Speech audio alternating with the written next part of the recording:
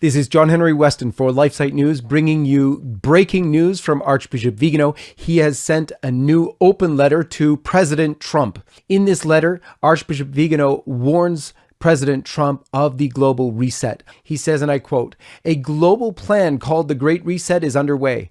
Its architect is a global elite that wants to subdue all of humanity, imposing coercive measures with which to drastically limit individual freedoms and those of entire populations.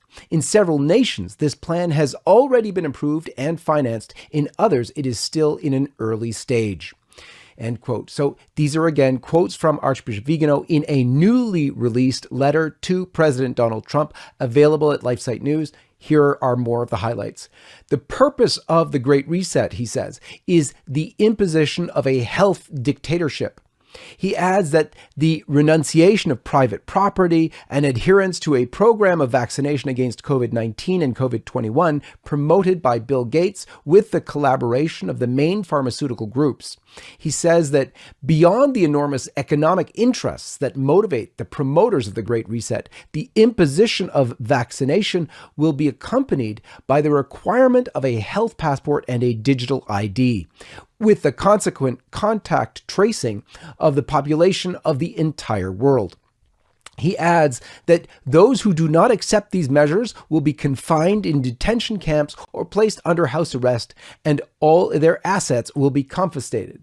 Now, of course, this sounds too incredible to believe. However, he admits that. He says, "Mr. President, I imagine that you are already aware that in some countries, the Great Reset will be activated between the end of this year and the first trimester of 2021.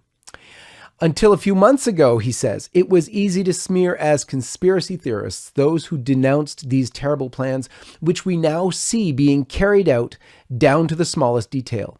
He adds that no one up until last February would ever have thought that in all of our cities, citizens would be arrested simply for wanting to walk down the street, to breathe, to want to keep their businesses open, to want to go to church on Sunday. Yet now it is happening all over the world.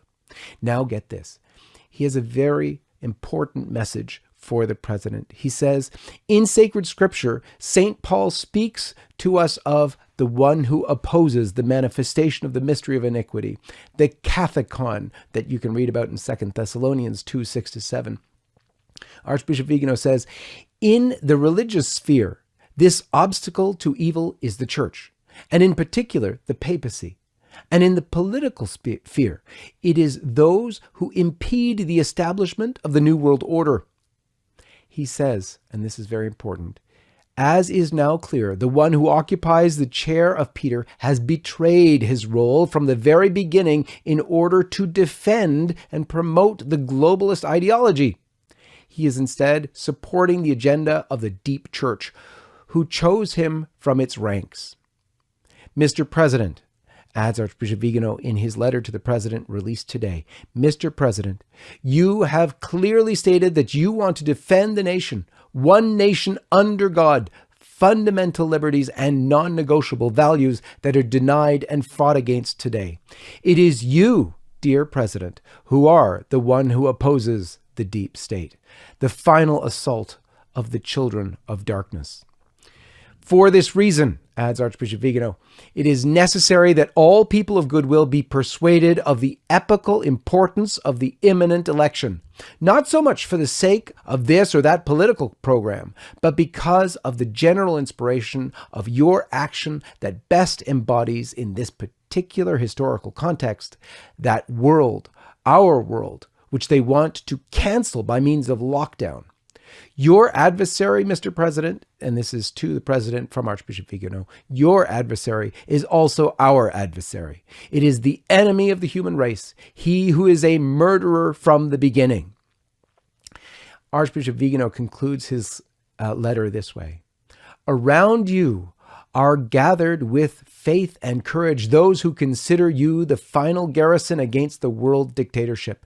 The alternative is to vote for a person who is manipulated by the deep state, gravely compromised by scandals and corruption, who will do to the United States what Jorge Mario Bergoglio is doing to the church.